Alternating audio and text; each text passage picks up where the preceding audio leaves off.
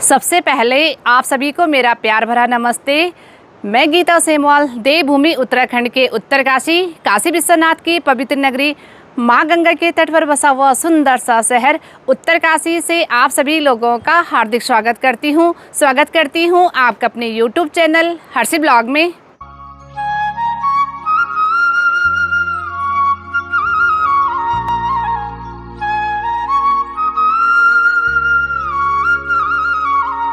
तो आज मैं अपनी ब्लॉग की शुरुआत शाम की 4:30 बजे उत्तरकाशी से कर रही हूँ। और अगर आज मौसम की बात की जाए तो दिन में अच्छी सी चमचमाती हुई धूप खिली हुई थी, लेकिन अभी थोड़ी देर पहले बारिश हुई और जैसे जैसे शाम हो रही ना, कभी धूप निकल रही है, कभी बादल लग रहे हैं। लेकिन 2-3 दिनों से बारिश थोड़ा कम हो रही है। जैसे कि कुछ दिन पहले बारिश हो रही थी ना, जैसे दिन में धूप खिलती थी तो शाम को बहुत तेज़ बारिश हो रही थी, लेकिन 2-3 दिनों से बारिश कम हो गई है। यानी मुझे लग रहा है कि मानसून जाने वाला है।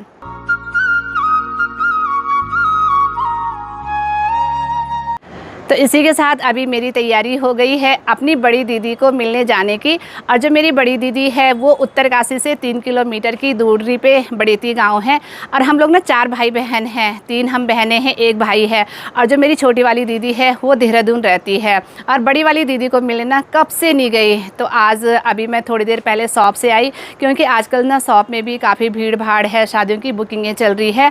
तो अभी लंच करने के बाद मेरा स्टाफ तो शॉप पे ही है और मैंने अभी टाइम निकाला है दीदी को मिलने जाने की, क्योंकि मेरे हस्बैंड जी भी आ रखे हैं। और कुछ दिनों के बाद तो मेरे हस्बैंड जी भी यानी कल परसों गंगोत्री धाम चले जाएंगे। तो मैंने सोचा क्यों ना शाम के टाइम पे दीदी से मिल के आऊँ।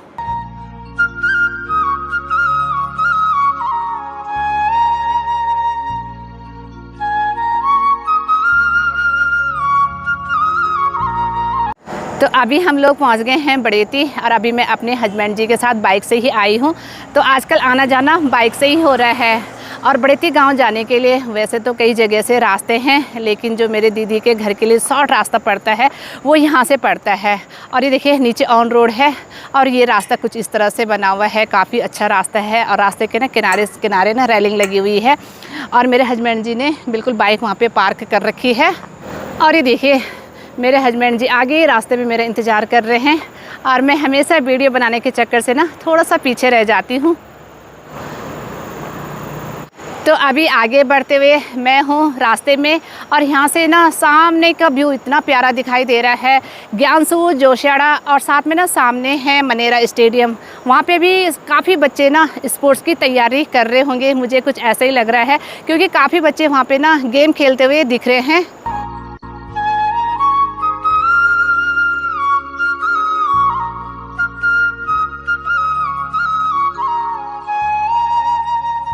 और भाई रास्ता देखो आप, बहुत ही अच्छा है। और ये जो बाइक है ना गांव तक जाती है, पर मेरे हस्बैंड जी ने बाइक को नीचे पार्क किया। नाम ठीक है आप? चलो चलो आपका स्वागत है बड़ेती गांव है, धन्यवाद। और ये देखिए थैलियाँ वगैरह ना सब मेरे हस्बैंड जी के पास है। तो मैंने कहा मुझे ना हेलमेट दे दो। पता क्या होता है, जब हाथ में सामान होता है ना तो वीडियो बनाना मुश्किल हो जाता है। और मेरे हस्बैंड जी तो कह रहे थे कि मैं बाइक ऊपर ही लेके चलता हूँ। भाई मैंने कहा मुझे डर लगता है, बाइक भी ऊंची है और रास्ता भी एकदम खड़ा है भाई। तो हस्बैंड जी कह रहे देख बाइक तो आ रही है, मैं भी ऊपर ही लेके आता, तो थोड़ा बहुत पैदल भी चलना चाहिए, है ना। और रास्ते में चलते चलते ये देखिए ना, इधर भी लोगों के बगीचे हैं, ऊपर भी बगीचे हैं। और ऊपर मुझे ना 2 से 3 पेड़ दिखाई दिए हैं, जो कि हैं चक्कुत्रे के पेड़। चक्कुत्रे बोले तो बड़े बड़े जो खटाई होती है ना, वो वाले पेड़ है। और उनमें ना चक्कुत्रे का फल भर भर के लगे हुए हैं, इतने बड़े बड़े हैं। और जब वो पक जाते हैं ना तो बिल्कुल पीले कलर के होते हैं, लेकिन वो अभी पके नहीं हैं, तो एकदम हरे हरे कलर के हैं। मैं आप लोगों को दिखाती हूँ कि चक्कुत्रा किसको बोलते हैं हमारे पहाड़ में।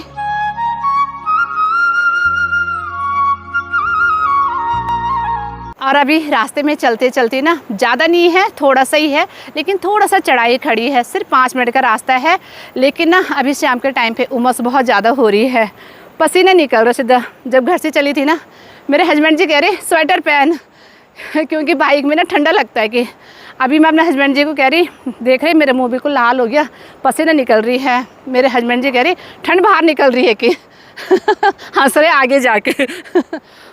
और पता कैसे मेरी दीदी को पता भी नहीं होगा कि मैं आ रही हूँ। अभी थोड़ी देर पहले अपने दीदी को बेटे को मैंने फ़ोन किया था, लेकिन ना उसने फ़ोन नहीं उठाया। हो सकता है वो कहीं बिज़ी होगा, तो दीदी को तो पता ही नहीं होगा। सरप्राइज़ है दीदी के लिए। तो अभी मैं पहुंच गई हूं दीदी के घर पे, लेकिन दीदी शाम के टाइम पे घूमने जा रखी है। बाकी दीदी की बहू, बेटियां, नाती सब घर पे है। और दीदी ने ना फ़ोन भी नहीं लेके गई, फ़ोन भी घर ही पे छोड़ा हुआ है। तो थोड़ी देर तक दीदी का इंतज़ार करूँगी। और दीदी की बड़ी वाली बहू कह रही है कि सासू जी ना घूमने से बहुत लेट में आते हैं। तो छोटी वाली नाती नहीं जा रखी है, क्योंकि दीदी ना गाँव की इस तरफ रोड है, वहाँ जा रखी है घूमने।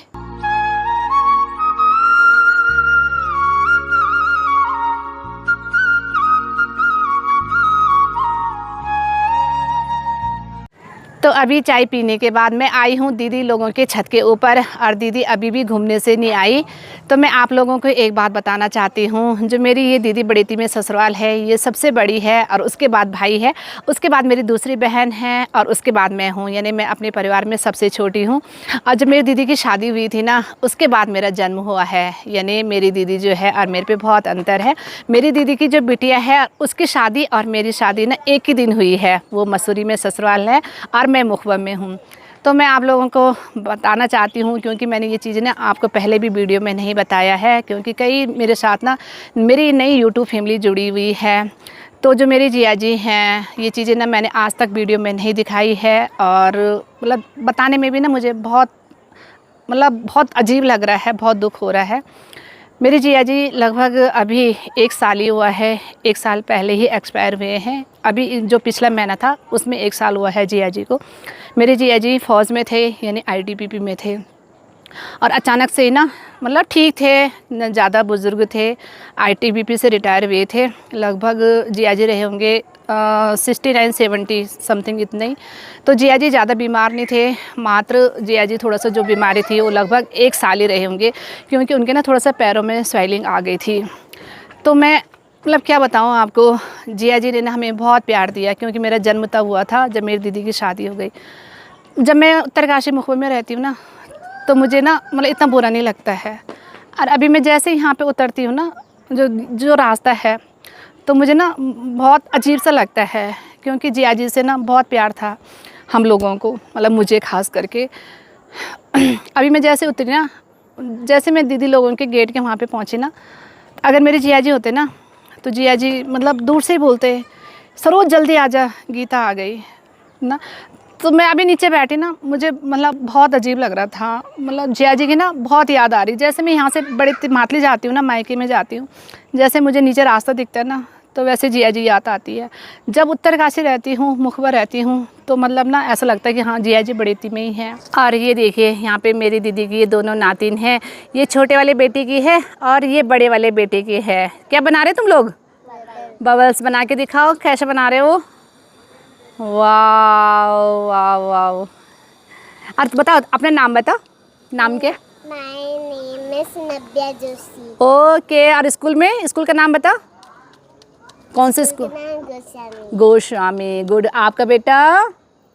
My name is Sani Joshi. और कौन सी क्लास में पढ़ती है? Nursery. ओके। और स्कूल का नाम?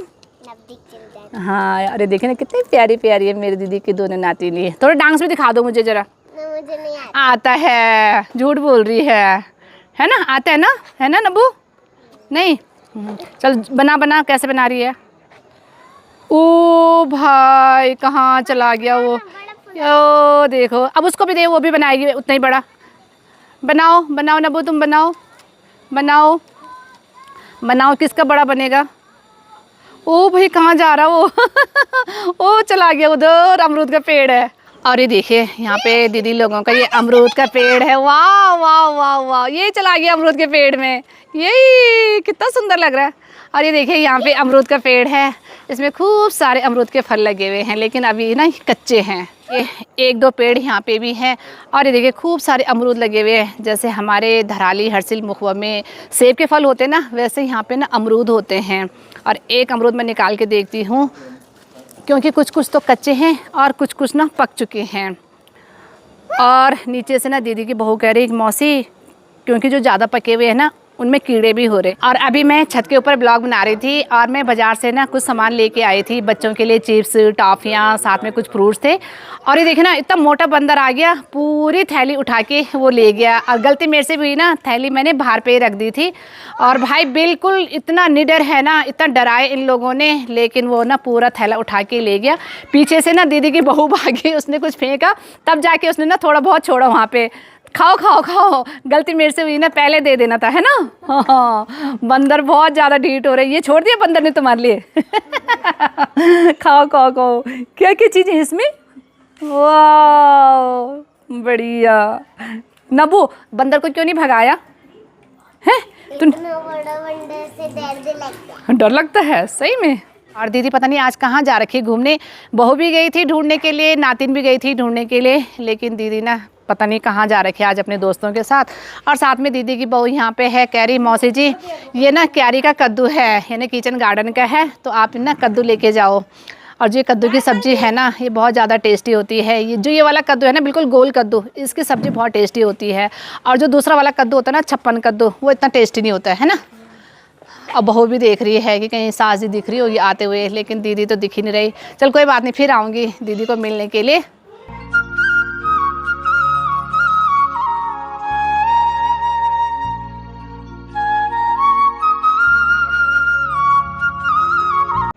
तो अभी मैं और मेरे हस्बैंड जी पहुंच गए हैं रोड पे। और दीदी का ना काफ़ी देर तक मैंने इंतज़ार किया और बिना मिले हुए मैं आज वापस आई हूँ। चलो फिर कभी आ जाऊँगी दीदी को मिलने के लिए। और ये देखिए साथ में अंधेरा भी हो गया और मौसम भी काफ़ी ख़राब हो गया। तो अब निकलते हैं उत्तरकाशी के लिए।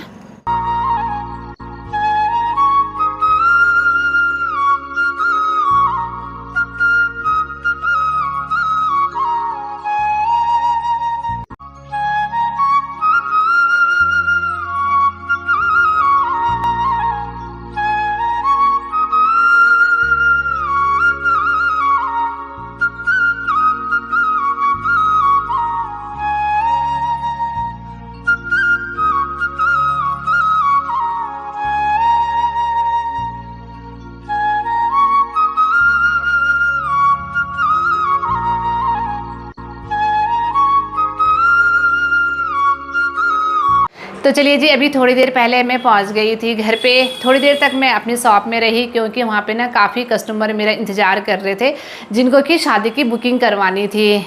और घर पहुँचते ही सबसे पहले तो मैं बना रही हूँ चाय, उसके बाद डिनर बनाने की तैयारी शुरू करूँगी।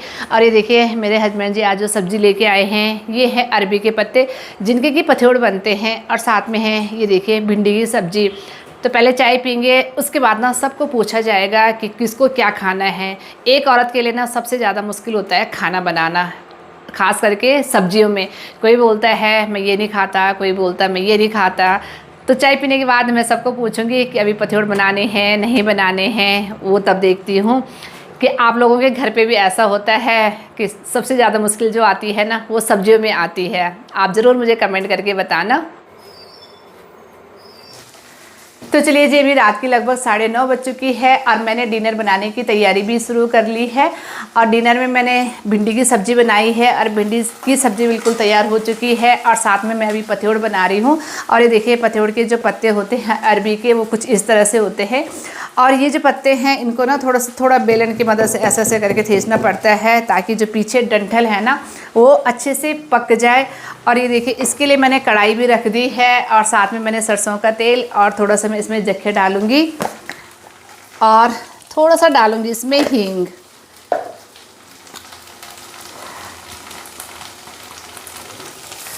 और ये जो मेरी कढ़ाई है ना इस पर आप ध्यान मत देना। और ये मेरी ना शादी की कढ़ाई है, मैं इसको ना बहुत ज़्यादा यूज करती हूँ। और साथ में ना एक इसका टूट भी रखा है, लेकिन मैंने वो बनवाया नहीं है। और ये देखिए पतौड़ बनाने के लिए जो मैंने मसाला तैयार किया है, कई लोग तो बेसन भी डालते हैं, लेकिन जो मैंने आज घोल बनाया है वो आटे का है। तो इसमें मसाला वगैरह मैंने सब डाल रखा है। तो पतौड़ भी अलग अलग तरीके से बनाए जाते हैं, कई लोग स्टीम द्वारा बनाते हैं, लेकिन मैं ना सिंपल से बनाऊंगी। ऐसे पत्ता रखा और जो मैंने मसाला तैयार किया हुआ है इसको ऐसे ऐसे करके इस पर लगाऊंगी और जैसे पकौड़ी बनती है ना वैसे ही बनाऊंगी। लेकिन मुझे ना स्टीम से ज़्यादा ना ये वाले पतौड़ पसंद आते हैं और जल्दी भी बन जाते हैं।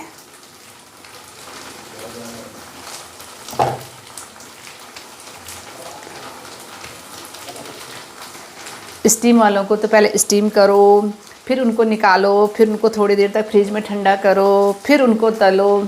तो ये ऐसे हैं, ऐसे जल्दी जल्दी से बनाया। ये देखिए कुछ इस तरह से आप लोग भी बनाते होंगे, तो आप कैसे बनाते हैं और आपको ना कौन से वाले पतोड़ पसंद ज़्यादा आते हैं। ये देखिए कुछ इस तरह से मैंने बनाया है और तेल भी बिल्कुल गर्म हो चुका है।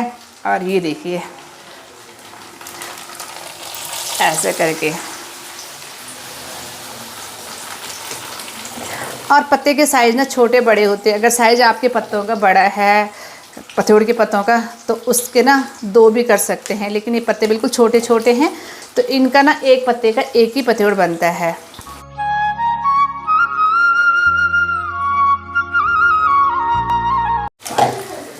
तो चलिए जी, सब्जी तो बन चुकी है, साथ में पतोड़ भी जल्दी बन जाएंगे। उसके बाद मैं रोटी बनाऊंगी। तो चलिए जी, आज के ब्लॉग को मैं यहीं पे एंड करती हूँ। आई होप आप लोगों को मेरा ये ब्लॉग पसंद आया होगा। पसंद आया हो इसे लाइक कीजिए, सब्सक्राइब कीजिए, अपने दोस्तों के साथ ज़्यादा से ज़्यादा शेयर कीजिए, कमेंट कीजिए। मैं गीता सेमवाल मिलती हूँ आपको अगले जल्दी से नए ब्लॉग में। तब तक के लिए जय गंगा मैया, बाय बाय।